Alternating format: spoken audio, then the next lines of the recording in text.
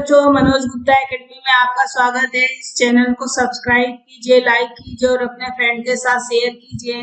बच्चों, इसके पहले का भाग 1 जरूर देखिए। आपको भाग 1 का लिंक डिस्क्रिप्शन बॉक्स में मिल जाएगा। बंगाल विभाजन हिंदू मुस्लिम समाज में फूट का बीज बोकर फूट डालो, राज करो नीति का अवलंबन करना अंग्रेजों ने निश्चित किया। अंग्रेजों ने यह किया कि हाँ, हिंदू मुस्लिम सभी लोग मिलके राष्ट्रीय कांग्रेस में जा रहे हैं, तो उसमें हमको फूट डाल के राज करना चाहिए, उनमें हिंदू मुस्लिम को अलग कर देना चाहिए। इस मार्ग का अवलंबन किया उन्होंने। उस समय तत्कालीन मतलब उस समय वाइसराय लॉर्ड कर्जन ने आग में घी का काम किया। देखो बच्चों, ये लॉर्ड कर्जन का चित्र है। उस समय इन्होंने बंगाल का विभाजन किया था। बंगाल एक बहुत बड़ा प्रांत था, विशाल यानी बहुत बड़ा प्रांत था। और ये जो लॉर्ड कर्जन थे, इन्होंने क्या कहा कि बंगाल जो है एक बड़ा प्रांत है और इसका शासन अच्छी तरह नहीं चलाया जा रहा है, इसके लिए हमको इसका 2 भागों में बंटवारा करना है। उन्होंने कहा था बंगाल प्रांत का शासन चलाना प्रशासकीय दृष्टि से कठिन होने का कारण बताकर लॉर्ड कर्जन ने 1905 में बंगाल विभाजन की घोषणा की। इस विभाजन के अनुसार बंगाल को 2 भागों में बांटना था। देखो बच्चों, ये चित्र दिया गया बंगाल विभाजन का। बंगाल को 2 भागों में बांटा गया। एक पूर्व बंगाल में मुस्लिमों की संख्या ज्यादा थी और पश्चिम बंगाल में हिंदुओं की संख्या ज्यादा थी। इसलिए लॉर्ड कर्जन ने यह सोचा कि ये दोनों को मैं अलग कर दूंगा तो उनकी जो एकता है वो आधी हो जाएगी। इसलिए उन्होंने बंगाल का विभाजन किया। विभाजन के कारण हिंदू मुस्लिमों में फूट उत्पन्न करना और स्वतंत्रता आंदोलन को कमजोर बनाना, यह उनका उद्देश्य था। बंग आंदोलन, बंग जो था बंगाल का जो विभाजन था उसका आंदोलन। केवल बंगाल में ही नहीं अपितु सारे भारत में बंगाल विभाजन के विरोध में जनमत जागृत हुआ है। खाली बंगाल के लोगों को ही बुरा नहीं लगा कि बंगाल का विभाजन हो रहा है, बल्कि पूरे भारत देश के लोगों को यह बात बुरी लगी कि बंगाल का विभाजन अंग्रेज जो कर रहे हैं, लोगों में फूट डालने के लिए किया जा रहा है। इसके विरोध में लोगों का जो जनमत था वो जागृत हुआ। 16 अक्टूबर यह विभाजन का दिन था। यह दिन शोक दिवस के रूप में मनाया गया। शोक दिवस यानी दुख प्रकट करने के दिवस के रूप में मनाया गया। संपूर्ण भारत में निषेध सभाओं द्वारा सरकार की निंदा की गई, बुराई की गई, भर्त्सना की गई। सभी स्थानों पे वंदे मातरम गीत गाया जाने लगा। एकता के प्रतीक के रूप में रक्षाबंधन उपक्रम आयोजित किया गया। देखो बच्चों, यहाँ चित्र दिया गया, रक्षाबंधन उपक्रम किया गया। सभी भारतीय लोग एक दूसरे को बांधने लगे, हिंदू हो या मुसलमान राखी बांधने लगे ताकि हम लोग एक है। सरकारी विद्यालयों महाविद्यालयों का बहिष्कार कर बड़ी मात्रा में विद्यार्थी इस आंदोलन में शामिल हुए। लोगों ने, जो बच्चे थे वो विद्यालय और महाविद्यालय में जाना छोड़ के राष्ट्रीय आंदोलन में भाग लेने लगे। बंग आंदोलन का नेतृत्व सुरेंद्रनाथ बनर्जी, आनंद मोहन बोस, रविंद्रनाथ ठाकुर ने किया। देखो बच्चों, ऊपर चित्र दिया गया है। सुरेंद्रनाथ बनर्जी, आनंद मोहन बोस और रविंद्रनाथ टैगोर, इन्होंने बंग आंदोलन का नेतृत्व किया। नेतृत्व करना मतलब नेता बने। बंग आंदोलन के कारण भारतीय राष्ट्रीय कांग्रेस का दायरा और फैल गया, यानी और ज्यादा बड़ा बन गया। अब यह एक राष्ट्रीय आंदोलन बन गया था। खाली बंगाल तक सीमित न होकर पूरे भारत देश का आंदोलन बन गया था। असंतोष की प्रखरता यानी तेजी देखकर 1911 में अंग्रेज सरकार ने बंगाल विभाजन रद्द कर दिया। सभी लोगों में एकता की भावना, सभी लोग विद्रोह करने लगे भारत के लोग। अंग्रेज सरकार ने असंतोष की प्रखरता को देखकर यह जो विभाजन का जो निर्णय है या उसको रद्द कर दिया। राष्ट्रीय कांग्रेस की चतुर्सूत्री यानी 4 सूत्र। 1905 ईस्वी में राष्ट्रीय कांग्रेस के अधिवेशन के अध्यक्ष नामदार गोखले, देखो बच्चों यहाँ पे चित्र दिया गया है, गोपाल कृष्ण गोखले, इनको नामदार गोखले कहा जाता है। ये राष्ट्रीय कांग्रेस के अध्यक्ष थे। उन्होंने बंग आंदोलन को समर्थन दिया। 1906 में जो अधिवेशन हुआ था उसके अध्यक्ष दादा भाई नौरोजी थे। देखो बच्चों, यहाँ चित्र दिया गया है दादा भाई नौरोजी का। दादा भाई नौरोजी ने मंच से स्वराज्य शब्द का पहली बार उच्चारण किया, यानी स्वराज्य शब्द है पहली बार उन्होंने बोला। उन्होंने अपने अध्यक्षीय वक्तव्य यानी जब वो अध्यक्ष बने तो उन्होंने भाषण दिया था, वक्तव्य मतलब भाषण दिया था। उन भाषण में उन्होंने एक संदेश दिया था। संदेश में उन्होंने कहा था, एकजुट रहो, जी जान से प्रयास करो और स्वराज्य के लक्ष्य को प्राप्त करो। स्वराज्य यानी अपना राज्य, हमारे देश में हमारा शासन होना चाहिए, ये लक्ष्य को तो प्राप्त करो, जिससे आज से लाखों करोड़ों भाई निर्धनता, भूखमरी और रोगों के शिकार हो रहे हैं, उन्हें बचाया जा सकता है और विकसित राष्ट्रों में भारत को जो सम्मान स्थान प्राप्त था वो पुनः प्राप्त होगा। उन्होंने कहा कि जो अंग्रेज सरकार हमारे देश का आर्थिक शोषण कर रही है, जिसके कारण हमारे देश के गरीब हो रहे हैं, हमारे देश में रोग निर्धनता बढ़ रहा है, उससे हमारे देश के लोगों को बचाया जा सकता है और हमारा जो भारत देश पहले विकसित राष्ट्र माना जाता था, सोने का चिड़िया माना जाता था, उसको फिर से वही सम्मान हम प्राप्त करा सकते हैं, फिर से दे सकते हैं। इस अधिवेशन में उन्होंने स्वराज्य, स्वराज्य का मतलब होता है अपना देश, अपना राज्य, स्वदेशी यानी विदेशी माल को न अपनाना, उसके स्थान पे अपने देश से बने हुई चीजों का उपयोग करना, राष्ट्रीय शिक्षा, अंग्रेजी शिक्षा को न पढ़ के राष्ट्र से संबंधित शिक्षा प्राप्त करना और बहिष्कार यानी विदेशी मालों का बहिष्कार करना। ये चतुर्सूत्री कार्यक्रम को राष्ट्रीय कांग्रेस ने एक मत होकर स्वीकारा, यानी सभी लोगों का राय था कि इस चतुर्सूत्री कार्यक्रम है इसको अपनाया जाए। स्वदेशी आंदोलन के कारण हम स्वयं पूर्ण और आत्मनिर्भर बनेंगे। स्वदेशी मार्ग पर चलने के लिए हमारे देश में पूंजी, संसाधन, मनुष्य श्रम और अन्य सभी साधनों को हमें एकत्रित करना होगा। इनका ये भी कहना था कि अगर हमको आत्मनिर्भर बनना है तो हमारे देश में जो पूंजी है, जो चीजें हैं, मनुष्य का जो श्रम है, और सभी साधनों को एक साथ एकत्र करना होगा। इसी के द्वारा हम देश का कल्याण कर सकते हैं। विदेशी वस्तुओं और माल पर बहिष्कार डालना हमारी पहली सीढ़ी होगी, तो विदेशी शासन का बहिष्कार करना आगे की सीढ़ी होगी। इसमें उन्होंने यह कहा था कि सबसे पहले हमको विदेशी माल का बहिष्कार करना है, उसके बाद हम विदेशी शासन का भी बहिष्कार करेंगे। इन नेताओं का यह मानना था कि बहिष्कार के कारण ब्रिटिश सरकार की जड़ पर आघात किया जा सकता है, यानी उनका जड़ को ही हम हिला सकते हैं। गरम और नरम पंथियों के बीच मतभेद, गरम दल और नरम दल के जो नेता थे उनके बीच में जो विचार था उनका मतभेद। 1907 ईस्वी में सूरत में राष्ट्रीय कांग्रेस का अधिवेशन हुआ। इस अधिवेशन में राष्ट्रीय कांग्रेस के इन दो पंथियों के बीच में वैचारिक मतभेद उत्पन्न हुई और ये बहुत ज्यादा बढ़ गया। नरम पंथियों का प्रयास था कि स्वदेशी बहिष्कार के प्रस्ताव को अलग रखा जाए। नरम दल के जो नेता थे वो चाहते थे कि स्वदेशी और बहिष्कार ये जो प्रस्ताव उसको अलग रखा जाए, और गरम पंथियों का यह मत था कि उनका यह प्रस्ताव सफल नहीं होने देंगे। नरम पंथी नेता में नामदार गोखले, सुरेंद्र नाथ बनर्जी, फिरोज शाह मेहता ने गरम पंथी के नेताओं पे यह आरोप लगाया कि गरम पंथी नेता कांग्रेस को अपने अधिकार और नियंत्रण में कर लेना चाहते, क्योंकि संगठन पहले नरम दल के नेता ने बनाया था। इन्होंने यह आरोप लगाया कि नरम दल नेता जो है हमारे संगठन को अपने बस में करना चाहती है, अपने नियंत्रण में करना चाहती है। लाला लाजपत राय ने बीच बचाव करने का प्रयत्न किया। तो मुझे लाला लाजपत का चित्र दिया गया है, पहला चित्र जो है, इन्होंने जो झगड़ा है उसको कम करने का प्रयत्न किया। तिलक का मत था कि भारतीय राष्ट्रीय कांग्रेस एक राष्ट्रीय मंच है, उसमें फूट नहीं पैदा होनी चाहिए। लोकमान्य तिलक ने कहा कि हम दोनों में जो गरम दल देखो यहाँ चित्र दिया गया है, इनका यह मानना था कि गरम दल और नरम दल में फूट नहीं होना चाहिए, सभी लोगों को मिलकर काम करना चाहिए। अधिवेशन के समय जो है तनाव बहुत ज्यादा बढ़ गया और समझौता नहीं हो पाया। अंत में राष्ट्रीय कांग्रेस में फूट पड़ गई, यानी दो दल बन गए, नरम दल और गरम दल। अंग्रेज सरकार का दमन तंत्र, दमन तंत्र का मतलब होता है मार पीट कर किसी भी रास्ते से आंदोलन पर काबू पाना या लोगों को काबू करना, उसको दमन तंत्र कहते हैं।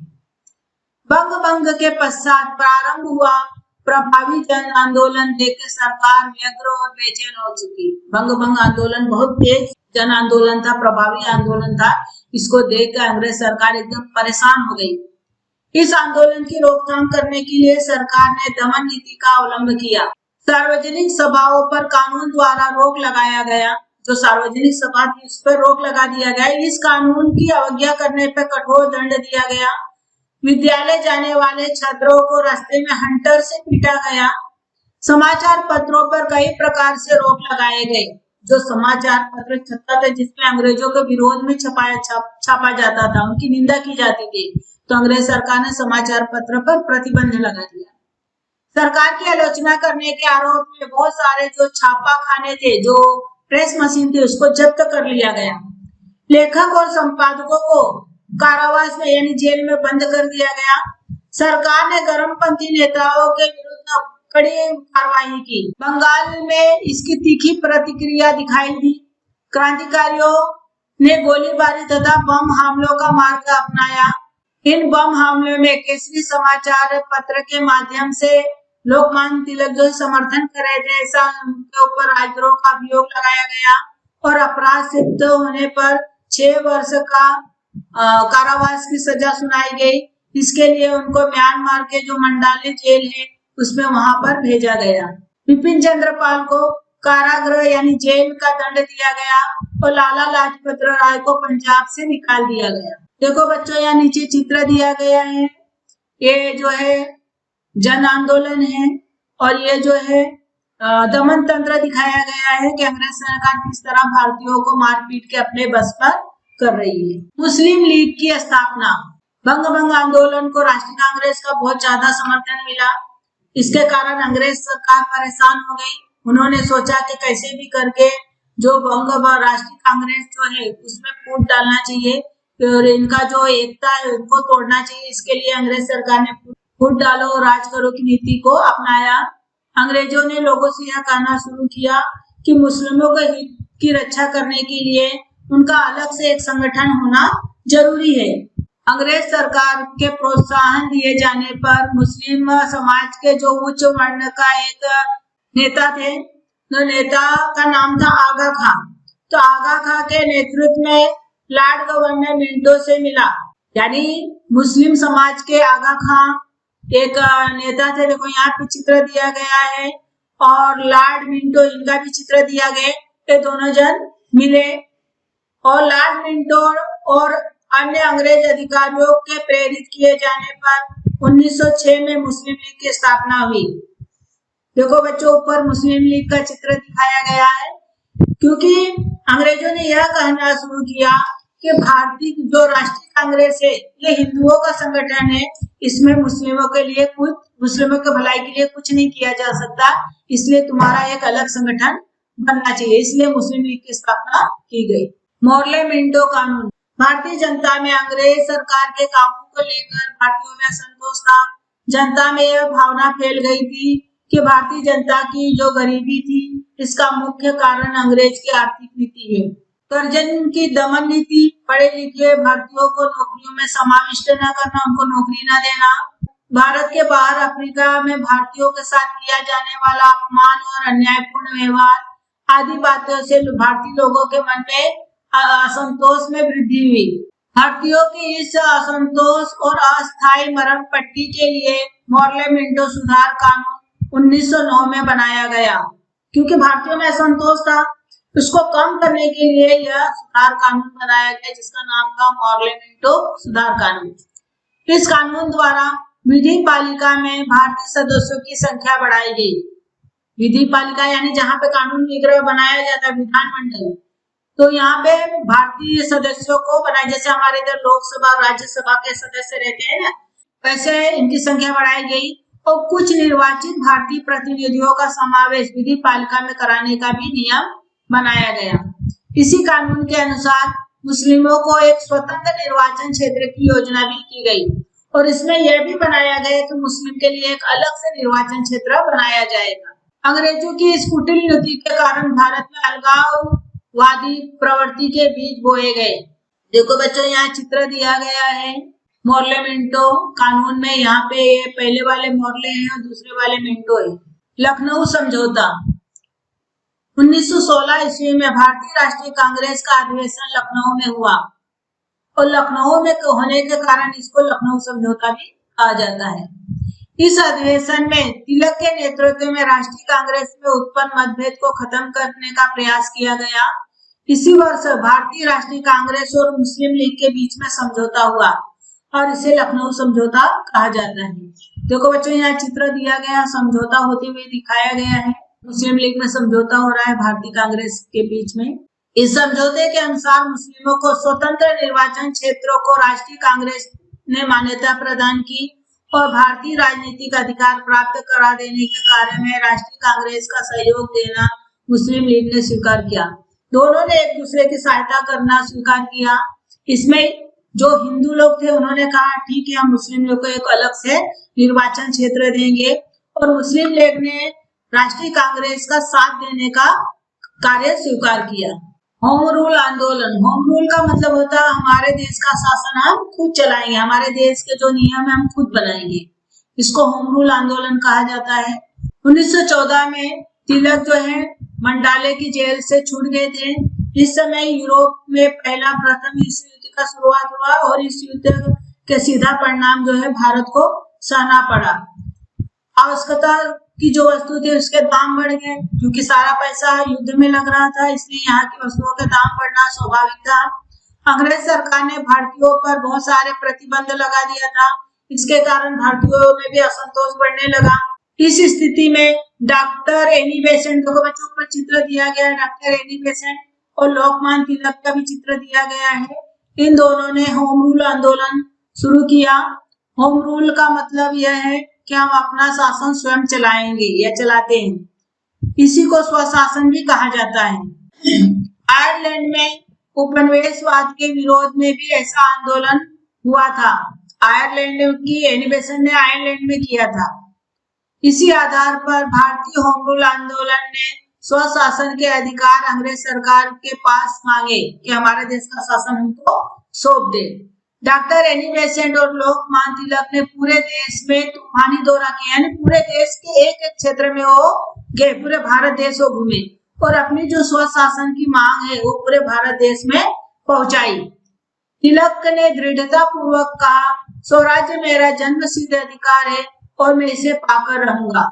प्रथम विश्व युद्ध और भारत। देखो बच्चों, यहाँ चित्र दिया गया है प्रथम विश्व युद्ध का। इस युद्ध में पूरे विश्व के देशों ने इसमें भाग लिया था।